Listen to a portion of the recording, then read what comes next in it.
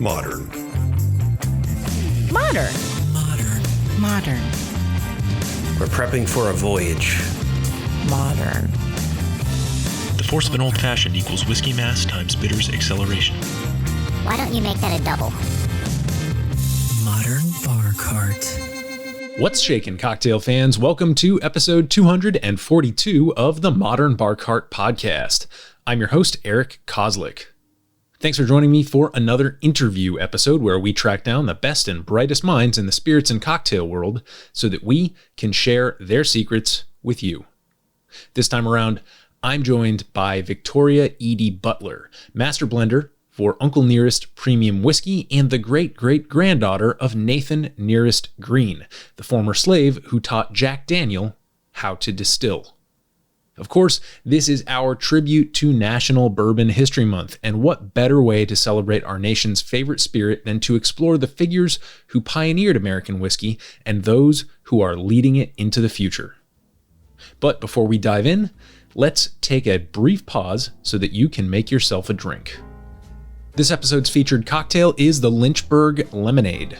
To make it, you'll need 1.5 ounces of Tennessee whiskey, like Uncle Nearest Premium Whiskey, 1 ounce of an orange liqueur, such as Triple Sec, 1/2 ounce simple syrup, 1/2 ounce fresh lemon juice, and 4 ounces of your favorite lemon lime soda to top. This is a built drink, so in a highball glass with ice, combine your non-carbonated ingredients, then top with the lemon lime soda, give it a gentle stir to combine, garnish with anything you please, and enjoy. The Lynchburg Lemonade, created as a tribute to the Jack Daniel's brand in Lynchburg, Tennessee, is a product of the 1980s, a time when sour mix was in everything. So you'll notice that I tweaked the recipe from 1 ounce of sour mix to incorporate 1/2 ounce each of lemon juice and simple syrup. But you do you. If there's a ratio of sweet to sour that you prefer, by all means, follow your bliss. For me, the two variables that will likely have the most noticeable impact on the character of this cocktail are your choice of orange liqueur and your choice of whiskey. You can go for a light triple sec, a barrel-aged Grand Marnier, or a traditional Curacao, which will all yield different orange notes. And then, of course, everyone has their favorite whiskey for mixing in a long drink. So probably no need to break the bank on this bottle, but ultimately, it's not up to us to lecture you on how to drink your whiskey. So, now that you've got a perfect porch sipper to help you transition from summer to fall, let's turn our attention back to the interview. In this fascinating conversation with Victoria Eady Butler, master blender for Uncle Nearest Premium Whiskey, some of the topics we discuss include how Victoria transitioned from a career in criminal justice, fighting organized crime, to her role as the Master Blender for Uncle Nearest, where she won back-to-back titles as Master Blender of the Year in 2021 and 2022. What happened when she teamed up with historian and Uncle Nearest CEO Fawn Weaver to unearth the living legacy of her great-great-grandfather, Nathan Nearest Green, who was touted during his lifetime as the best distiller in the region. The importance of the Lincoln County process, which is the primary differentiator between Tennessee whiskey and bourbon, and which was perfected by Nearest as a signature production technique. Then, of course, we taste Uncle Nearest's flagship product, 1884 Small Batch Whiskey, which won Best American Whiskey in 2021. We also investigate Victoria's signature approach to blending, which involves specific techniques to protect her palate and ensure that she addresses the all-important finish of the whiskey. Along the way, we learn about the deeply important philanthropic work of the Nearest Green Foundation, why Tennessee whiskey is Bourbon +1, where you can go to drink at the longest bar in the world, and much, much more. With a brand like Uncle Nearest Premium Whiskey, I think it's easy to get swept up in the lore and the nostalgia of the man who taught Jack Daniel how to distill. And to be sure, none of the things they're doing today would be possible without the man who employed a traditional West African water purification technique to the manufacture of American whiskey. But to me, what's more interesting is the work that Victoria, Fawn, and the rest of the team at Uncle Nearest are doing to steer this category into the future. So please join me in raising a glass of your favorite bourbon or Tennessee whiskey and enjoy this conversation with Master Blender, Victoria Eady Butler. Victoria, welcome to the podcast. Hey there. Thank you for having me. So I'm super excited for this. Obviously, it is National Bourbon Heritage Month, so it's so fitting that you and I are sitting down today to chat. But before we get into all things Uncle Nearest and whiskey, could you just introduce yourself generally to our listeners? Absolutely. Good morning, everyone. I am Victoria Eady Butler. I am Nearest Green's great-great-granddaughter. Nearest Green is the first known African-American master distiller, and I am the first African-American female master blender, and I work for Uncle Nearest Premium Whiskey located in Shelbyville, Tennessee. Wonderful, wonderful. I'm super excited to get into the story of Nathan Nearest Green and, of course, all of the different quality implications that has on Uncle Nearest Premium Whiskey. But I thought that it might be fun for you and I to start this interview off on a bit of a non sequitur, a bit of something out of left field. And I wanted to start by asking you if there's anything similar between blending a fine premium American whiskey and doing the type of thing that you used to do, which is using big data to track crime. Is that a weird question? No. I've been asked that several times. And one of the things that is similar is the attention to detail. You can imagine that in my previous career, attention to detail was a big thing because the smallest thing could set a criminal free or convict an innocent person. So the attention to detail was very important in my previous life, and it's very important now as I am blending a premium whiskey.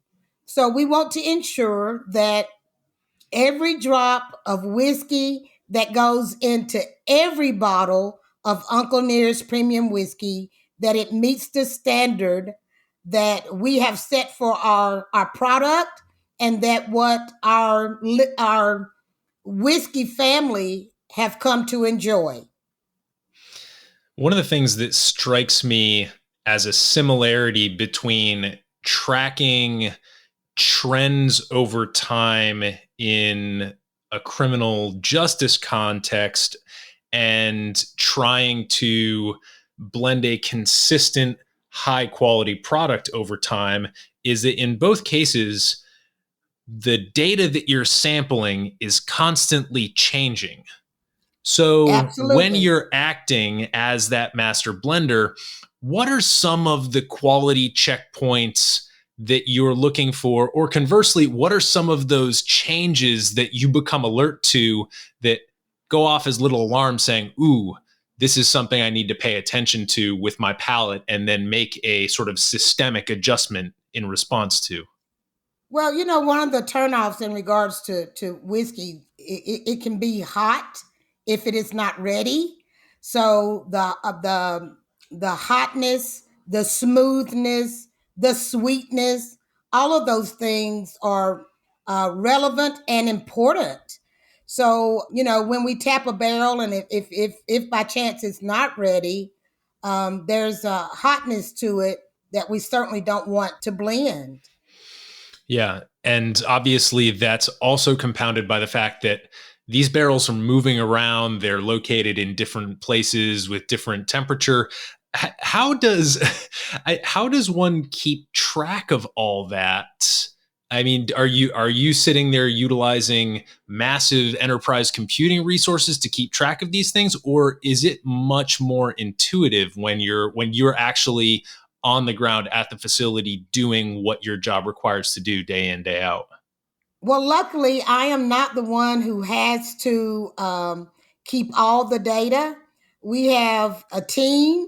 And so I go in and select the barrels that I want to taste. If they are by chance not the correct ones for the maturity, for the age, then of course that's a no. But the data is kept on massive spreadsheets, and of course the barrels are rotated, but there is a system in place that keeps up with all of that. Yeah.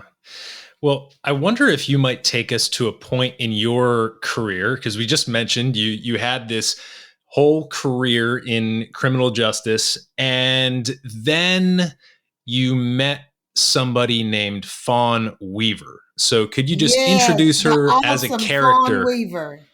and just, yeah, introduce her as a character and tell us what that then triggered for you?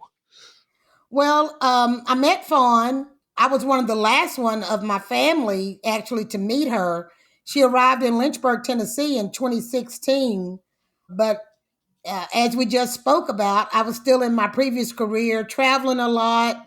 And so I wasn't on the ground in Lynchburg, but I knew who she was soon after she arrived. I was getting information from my siblings. And so she had met all of them before she met me. And of course, just like me, they fell in love with her right away. But Fawn and I talked on the telephone first, and then we had a face to face, and our relationship grew from that. But she knew from my siblings, and maybe even me, I can't remember now if I had shared that I was thinking about retirement during one of our telephone conversations. But she knew that I was getting ready to retire, that the time was approaching, and she asked me about joining the team. And I could not pass up the opportunity to be a part of continuing my great great grandfather's legacy. And so, quite naturally, the answer was yes. And I joined the team early 2017. I'm sorry, Fantastic. 2019. Our brand launched in 2017, but I did not join the team until late February of 2019. So what was Fawn doing when she was interviewing all of your siblings and the folks in your family? Was she gathering information for Oh this? yeah, Was it she was just when she arrived in Tennessee, she was hopeful of finding out more about this once enslaved man that she had read about in the New York Times. She wanted to know his story. And of course, when she arrived in Lynchburg, she started to meet all of my family there. And of course, she was meeting the descendants of Jack Daniel as well, and the townspeople of Lynchburg. And so she put together this team of 20 people, researchers and genealogists, to help her what we now know to be Nearest Green's legacy. And so she was meeting with my family as she was finding out more information, telling us what was going on and what she was finding. And of course, she interviewed, or I wouldn't even call it an interview. She just talked with the family to find out what the oldest ones knew and what had been shared through the generations from our relatives. And so they were developing a relationship, but she was also sharing what she knew as well. So over the course of time, with the help of her research team, Fawn unearthed what we now know to be Nearest Green's legacy. She learned that he not only had this awesome, unheard of relationship with a young white boy named Jack Daniel, that he was his mentor and friend. And once Jack bought the Dan Call farm and distillery from Dan Call, he named the distillery after himself. And he asked his good friend and mentor, Nearest Green, to stay on with him. And of course, Nearest did. And by then, Nearest was a free man, and he became the first known African American master distiller under the Jack Daniel brand. And so Fawn was learning all these things out, things that most of the family did not know. Growing up, I always knew that my great great grandfather nearest Green taught Jack Daniel how to make whiskey. You know, those were the words that my grandmother used. Nearest Green's granddaughter is my grandmother. And so she never passed up an opportunity to reiterate with the family and to those who came to visit her home who her grandfather was and what he meant to Jack Daniel and his family. So I've always known that, but through the course of Fawn's research, I learned much more. And in addition to learning that Nears was the first known African American master distiller, I, along with all of the family, learned through Fawn that he also was essential in perfecting the Lincoln County process, the process of filtering whiskey through sugar maple charcoal. That process is what separates Tennessee whiskey from bourbon. That process was signed into law in 2013 by the governor of Tennessee. Any whiskey that desires to be Tennessee whiskey has to meet all the qualifications, all the characteristics or qualifications of bourbon, but it also has to be made in Tennessee and it must adhere to the Lincoln County process. So in our mind, and I hope others too, that makes Nears Green the godfather of Tennessee whiskey.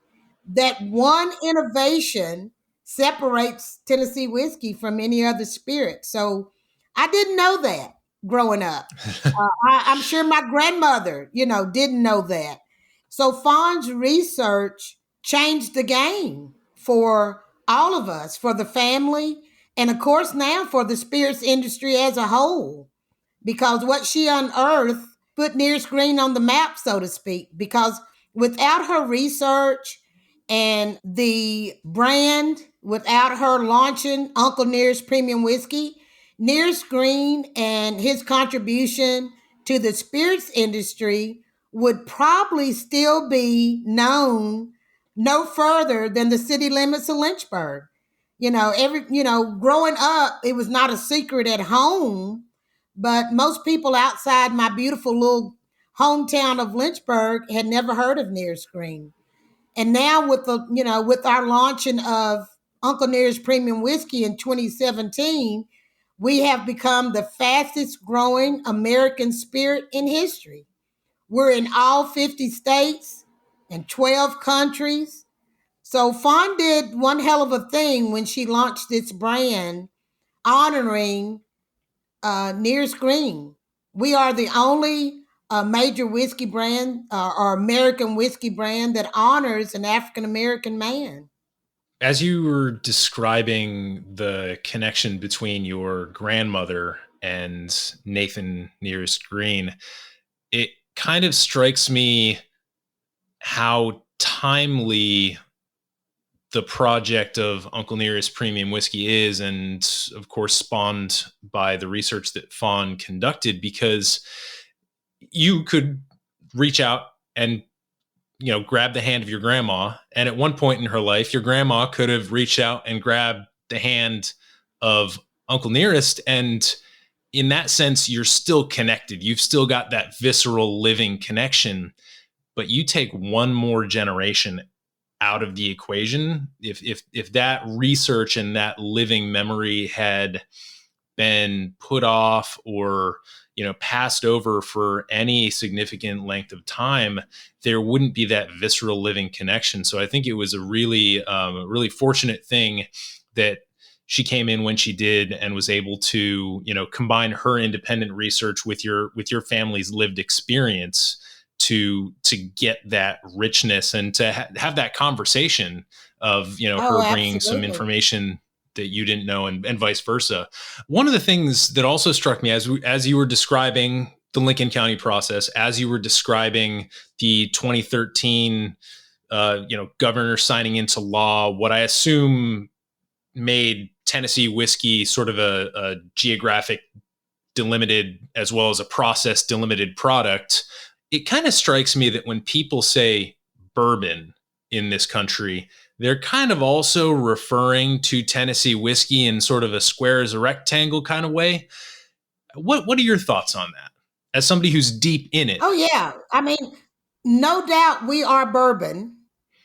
We often say bourbon plus one because we have to meet all the qualifications of bourbon, but we are made in Tennessee, and all of our expressions go through the Lincoln County process. So I don't know if you know it or not, Eric. You probably do, but we're the most awarded whiskey or bourbon for the last 3 years running. So no doubt we are definitely bourbon.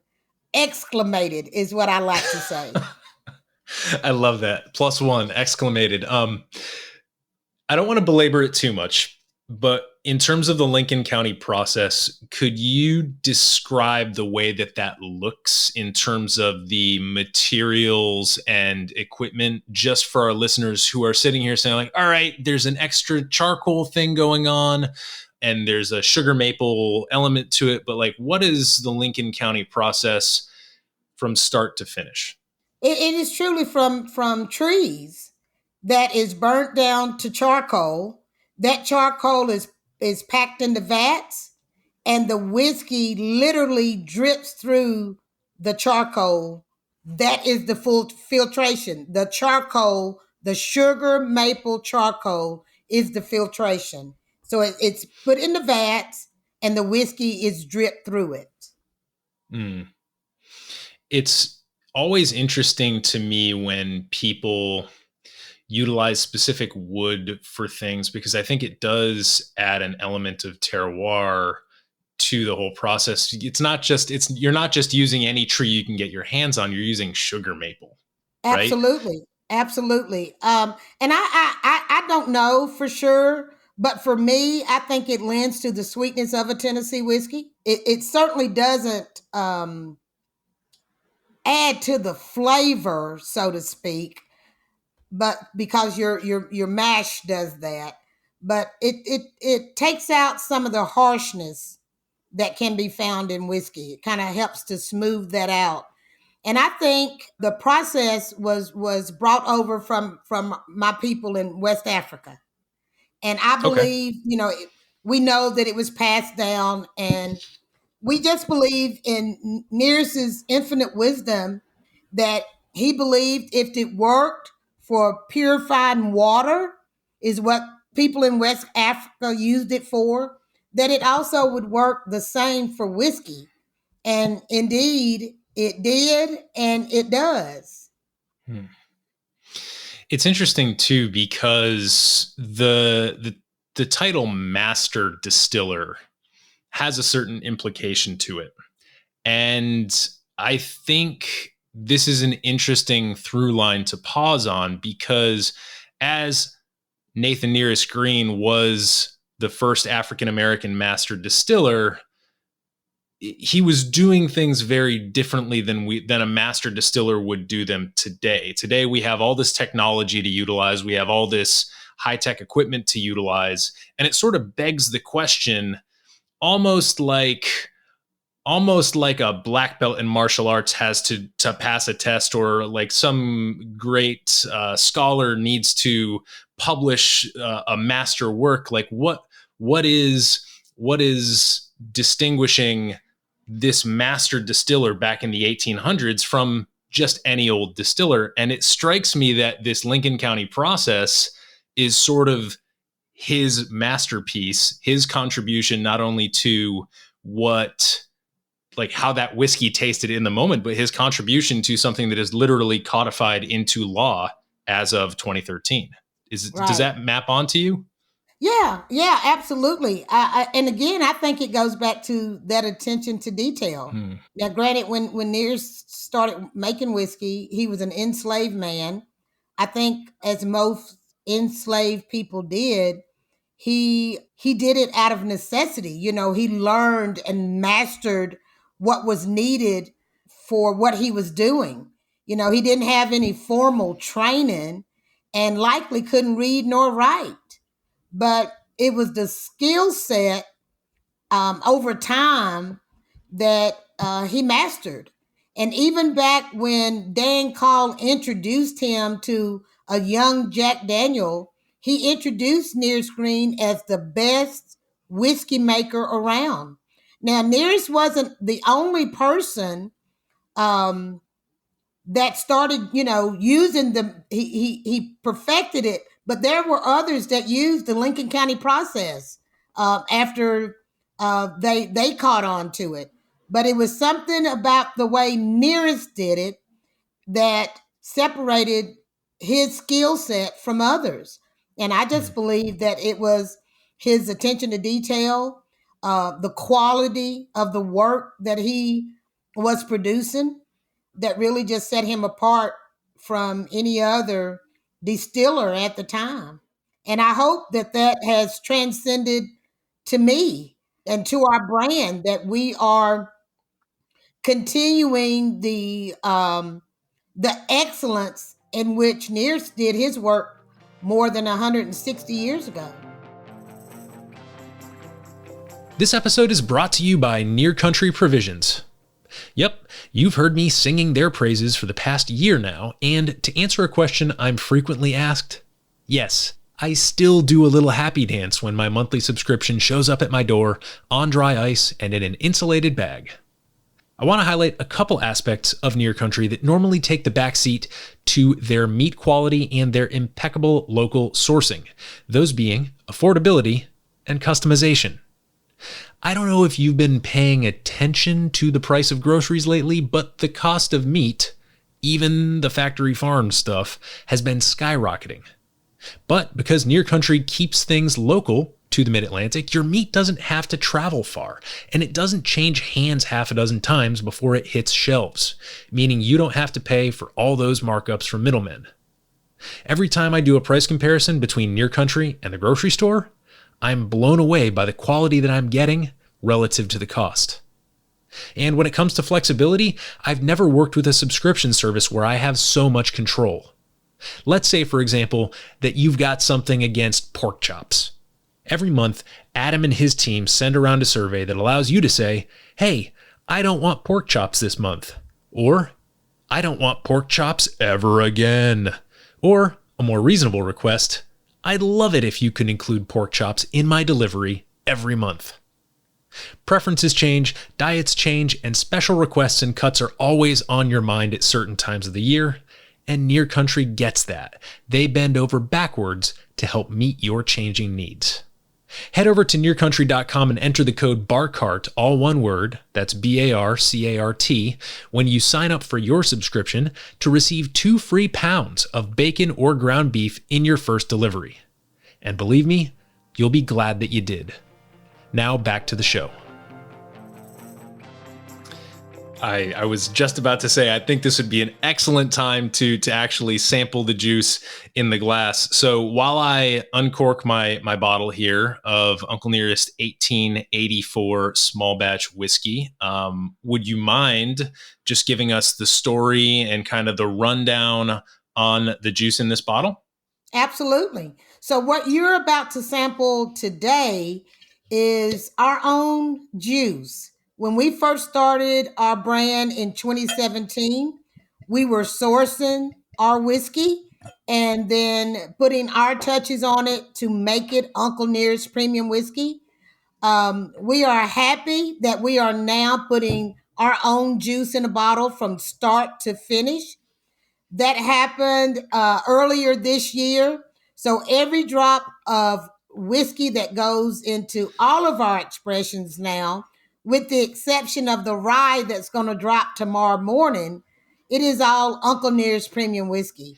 The first batch that I blended was in May of 2019. In July of 2019, it hit the market. At that time, of course, it was still being sourced and put through our processes to make it our own. But as I said earlier this year, we made the transition to our own whiskey. So what you're about to taste, I think, Eric, is the best whiskey we've ever put in a bottle. It is our own. I'm super proud of it. On the nose, I try not to influence But on the nose, I think you'll find a great deal of sweetness, maple, honey, stone fruit, a little bit of spiciness, or a little bit of bacon spices, rather. On the palate, I think those things are amplified, especially the honey and the spices. Man, it's so approachable, Yeah, and it is. but also it's approachable is probably the wrong term. Seductive, come hither, like it approaches you, but then asks that you It approach it. is very inviting. I think it's very inviting. It is 93 proof. All of our whiskey is considered by most high proof, but it doesn't sip like an high proof whiskey. It is very mellow and smooth. The finish starts out a little sweet and I think yields to spiciness. Um, Probably the shortest finish of all of our expressions, yet it's memorable. It creates that thought of I want more. Hmm. Yeah, one of the things that I really loved about the nose is the complexity of it. I mean, all of the things that you mentioned are there, and I was getting it's very holiday evocative for me. Getting like a fruit cake in there with all those Yeah, nice yeah. winter spices, but also like the dried fruit. Um, it's crazy that I haven't had one of those since I'm a kid, and then every time I come across a certain whiskey, I'm like, man, I got a weird craving for fruit cake. Um, and on you're right, the finish has some spice, but it almost has like a salted caramel character to it. To me, like my palate's not. It's I find with some whiskeys they tend to dry out the palate, but this is actually kind of making me salivate a little bit and let me like, oh Yeah, no, like that's what that I was was good. saying. It makes you want more. Yeah, Yeah, I think the yeah, finish makes you want more. indeed. So this is your sort of flagship product, your keystone product, however we want to refer to it. And in addition to the fact that you've got this transition from sourced juice to juice that is 100% your own, and in addition to the fact that you're dropping this rye tomorrow, which is exciting, you also Yeah. have two other kind of one other major member and then some single barrel editions of this. So can you talk about the other members of the Uncle Nearest family so that we can understand what the lineup looks like? Sure, sure.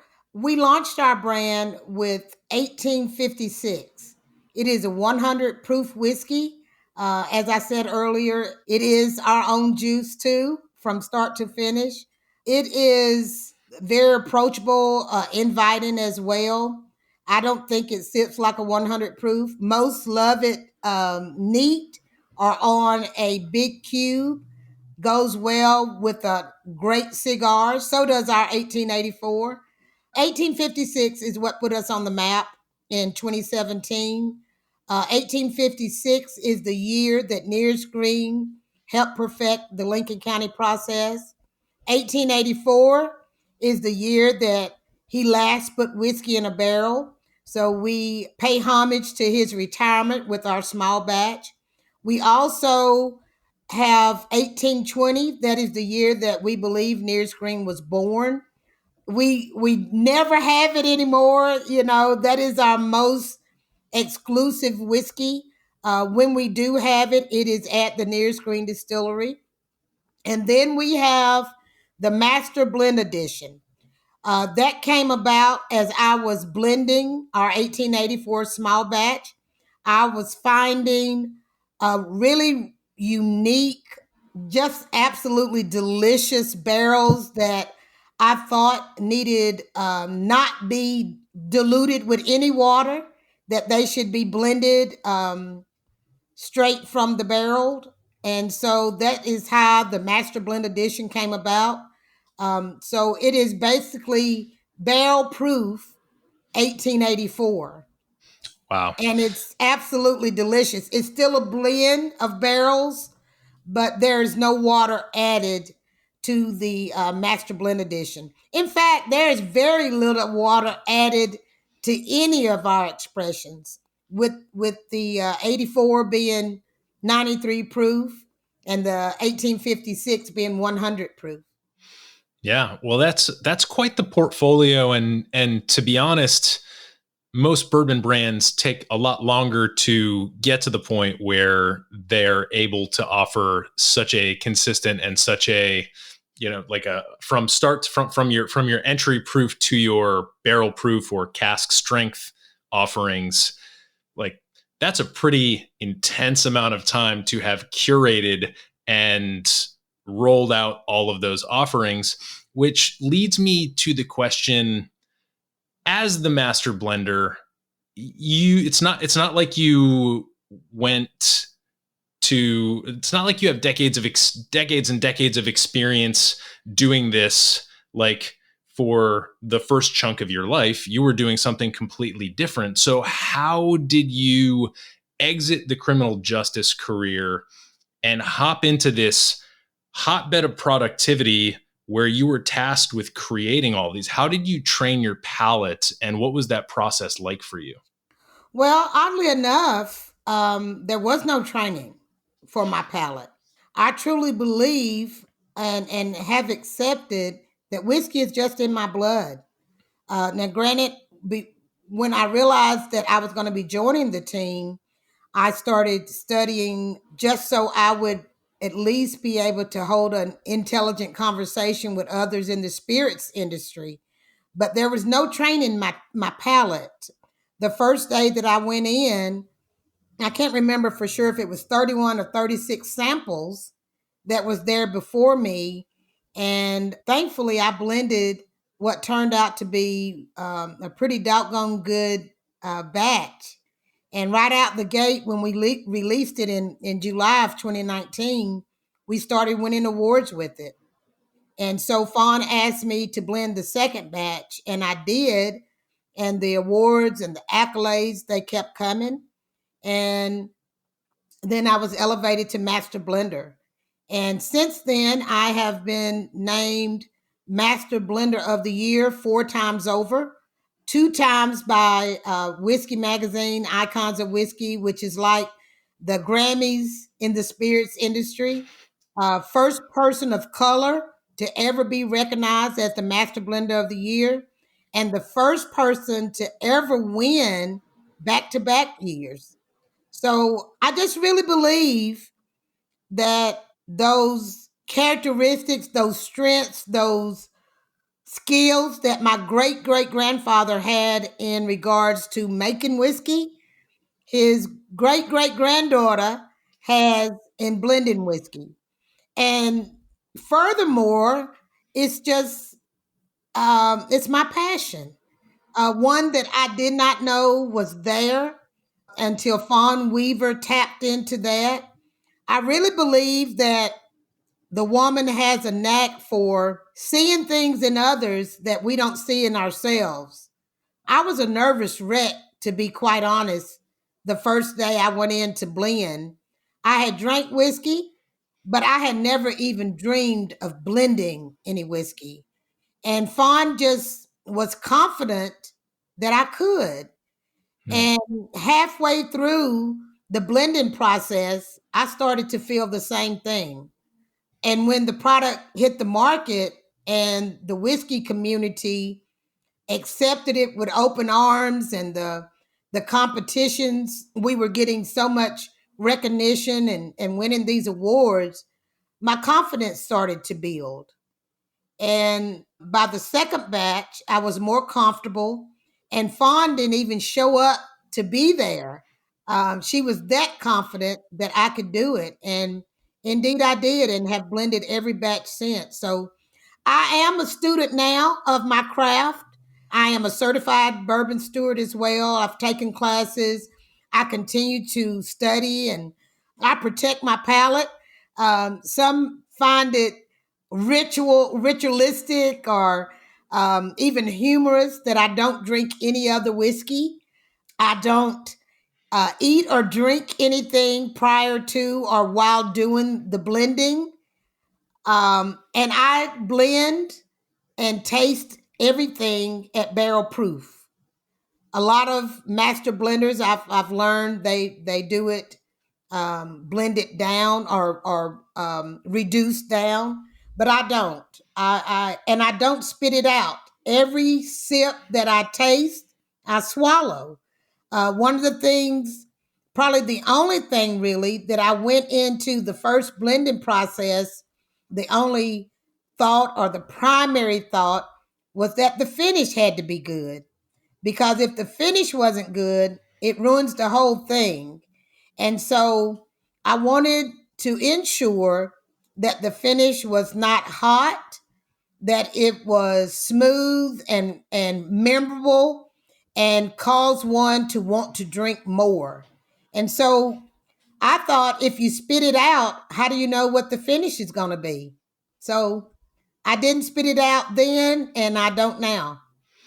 Well, it sounds like that was a pretty good instinct to be bringing into it, even if you had never done it before. It seems like even if you were bringing one thing in, one thing that kind of sets your process apart from the way that others approach it, and even if you didn't know that at the time, it seems like based on what I just sampled, it's something that's continuing to pay dividends to this day, and it's something that it seems like is a real trademark of the Uncle Nearest brand, if I'm not mistaken. Yeah, I would agree with that. I've never really researched what others do. I'm not sure what they do, but just based on conversation with people, it seems that most reduce their whiskey down and then do the sampling and the blending and they spit it out. Um, I that is just not my way. And as you said, it has paid off for Uncle Nearest Premium Whiskey, and I'm grateful for that. Yeah, for sure. I think at this point, we've got a good sense of how the brand was born, how the different offerings have evolved, how your own process has sort of changed and advanced over times in some ways, and in some ways stayed completely the same and unique to you as a person. My big question now is what's next for Victoria in particular and for Uncle Nearest in general? Well, we are still young. We're only 5 years old, so we've barely scratched the surface of what of the imprint that we hope to make. So we will continue to put out new expressions. We'll, as I said, we have our rye, uncut, unfiltered rye dropping tomorrow morning at the distillery. We are still building out our distillery. We are in Shelbyville, Tennessee. We have 323 beautiful acres there. We are just weeks away from opening the longest bar in the world. I'm really, really excited about that. Humble Baron will be opening soon, and I can't wait for that. We have the first non-alcoholic speakeasy at the Nearest Green Distillery, and we will continue to just add on to this beautiful footprint that we've already made in the spirits industry by continuing to grow our distillery and welcome them in guests every weekend there. We're open Thursday through Sunday. That will soon, advance to 7 days a week. So we're just excited about that. And we will continue to add more expressions to our line. We'll be coming out with straight rye this year, along with the single barrel. So we're just continuing to grow and hopefully continue to bring new and exciting things to the whiskey family, the whiskey community across the country. So clearly very good news for all our rye fans out there. I need to press a little further on the longest bar in the world at the Humble Baron that you were referencing. Yes, now, it's going to be wonderful. How long?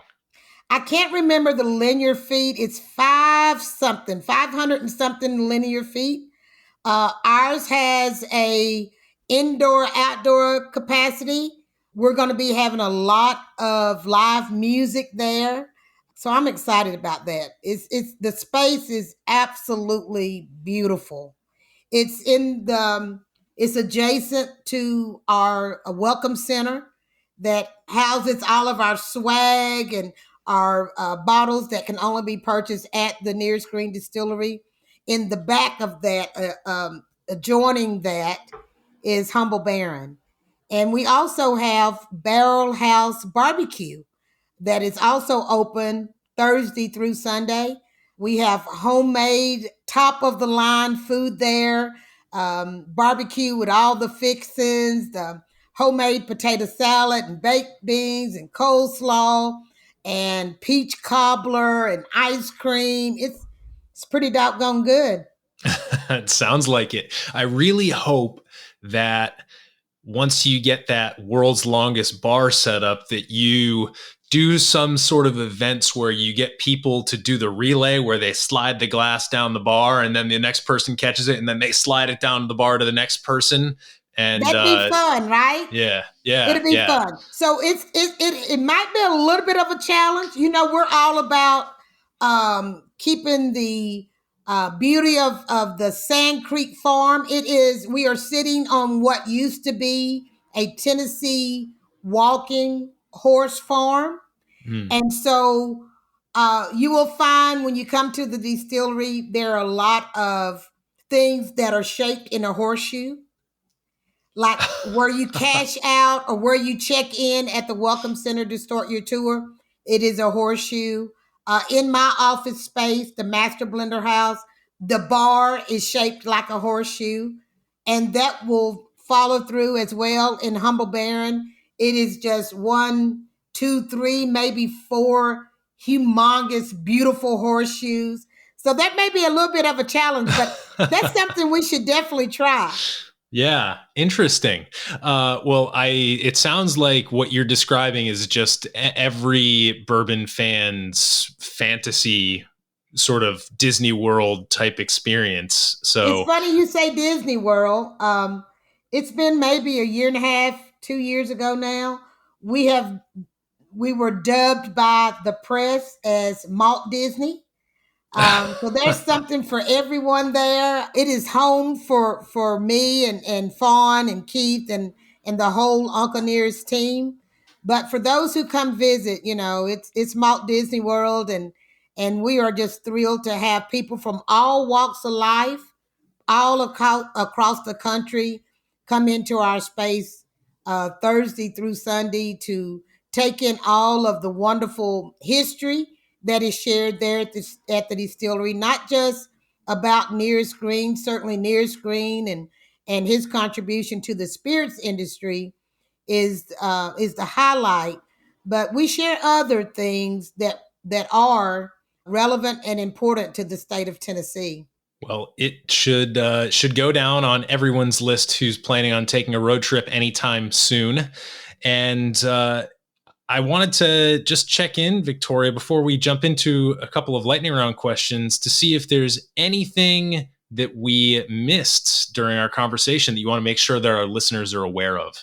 There is one thing we didn't discuss, and that is the Nearest Green Foundation.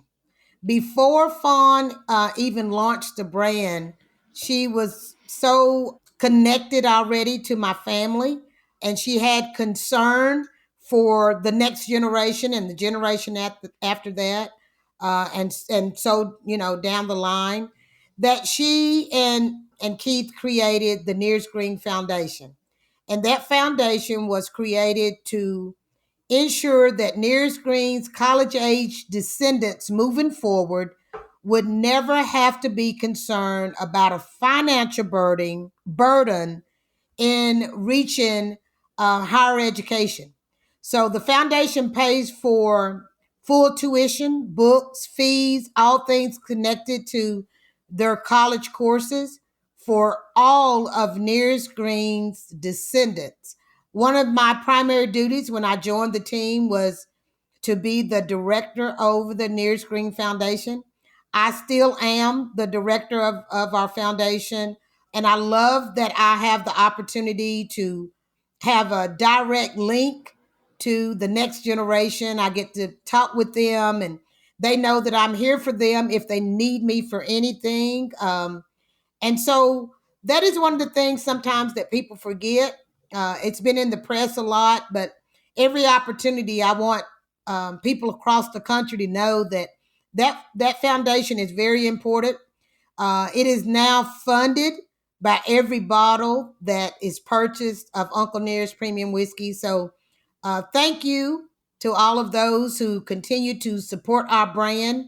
It is indeed helping to cement Nearest Green's legacy, but it is also ensuring that his descendants can go to college and not have to be concerned about financial worries.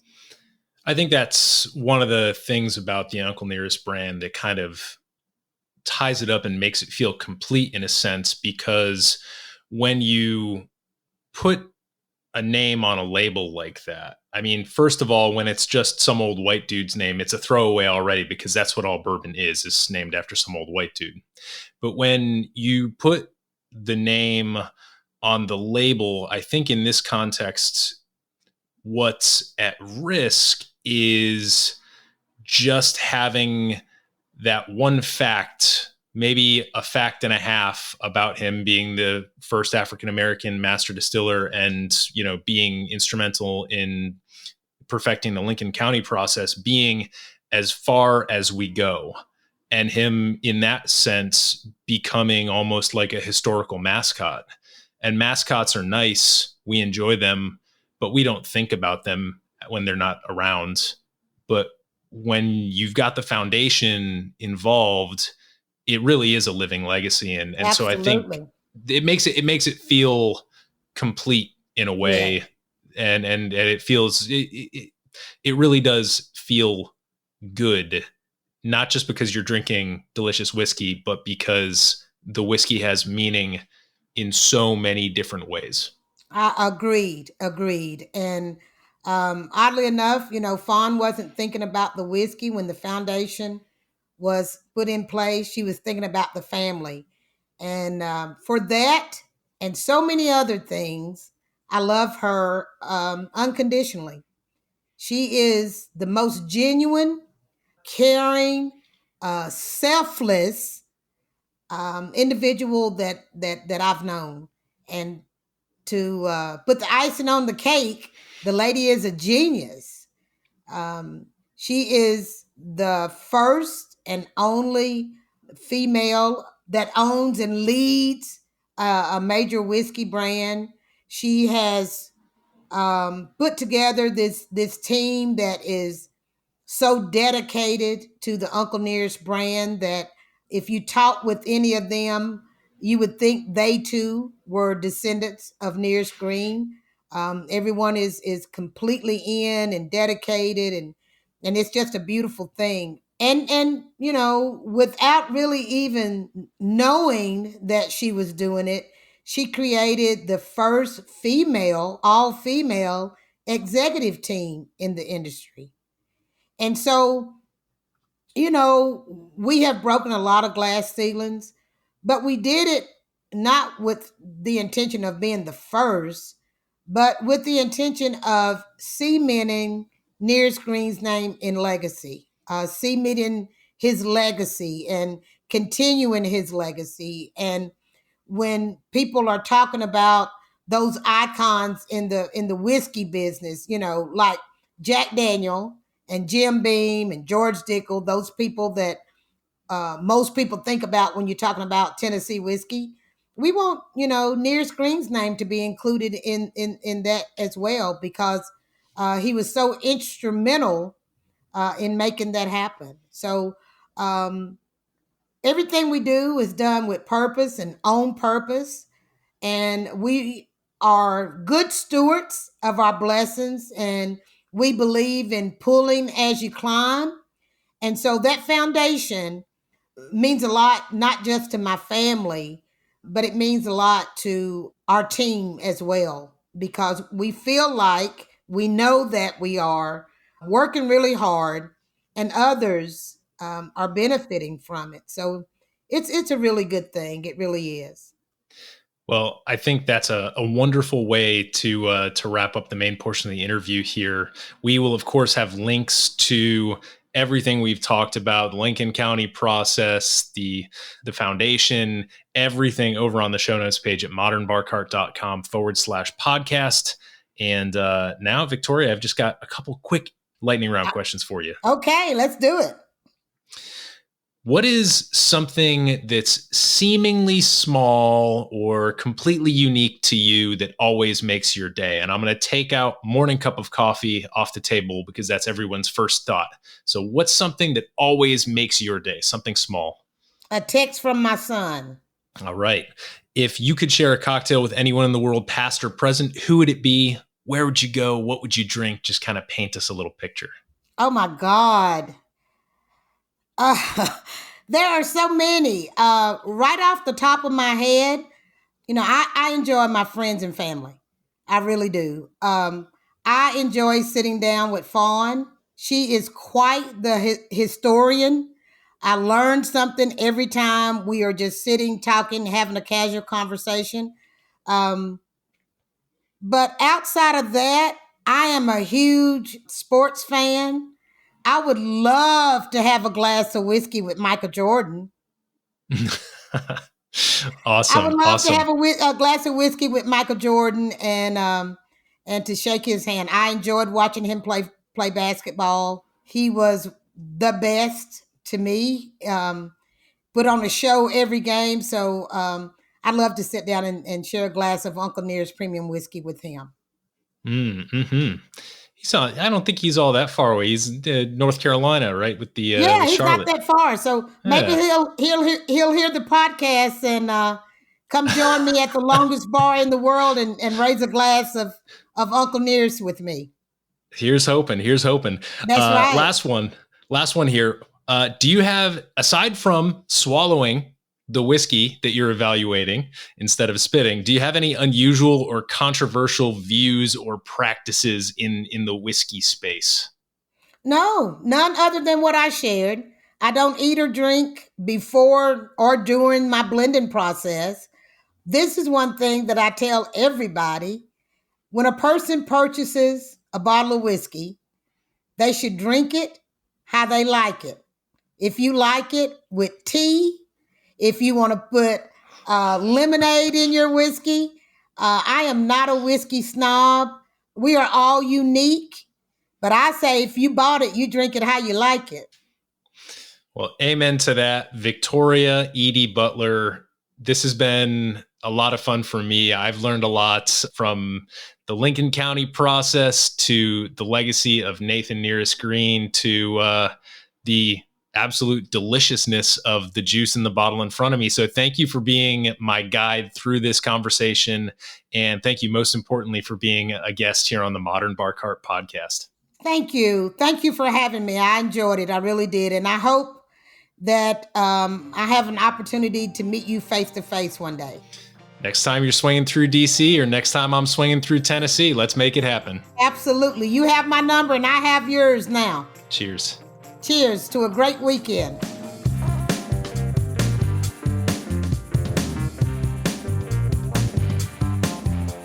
Hey everybody, thanks for listening. If you enjoyed this episode, there's two big things you can do for us here at Modern Bar Cart. One would be to tell your friends and family if you think they'd enjoy listening to us talk about cocktails. And if they don't download podcasts, they can always stream our episodes on their desktop directly from the show notes page at modernbarcart.com. The other thing you can do to help would be to head on over to iTunes or wherever you download your podcasts and leave us a review. 5 stars are great, but we're more interested in your feedback. And the beauty is, the more reviews we have, the easier it will be for other folks out there to learn about our show. We're trying to start a cocktail revolution here, and by spreading the word, you're helping us fight the good fight. You can always reach us by emailing podcast@modernbarcart.com if you're looking for cocktail or bartending advice, or if you're a pro who would like to pull up a mic and be interviewed for all to hear. Also, definitely follow us on Instagram and Facebook at Modern Bar Cart for cocktail porn, recipes, and entertaining tips. And keep an eye out for new product releases and special offers, which are happening all the time. We love our listeners, and we really enjoy giving you exclusive discounts and sneak peeks at our latest and greatest cocktail projects. This episode may be over, but for you, the mixological fun and adventures are just beginning, so remember, folks, drink responsibly and experiment boldly.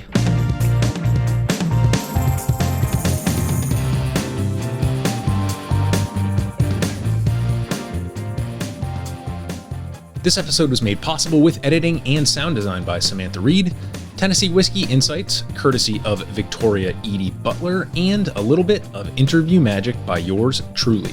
This has been a Modern Bar Cart production, copyright 2022.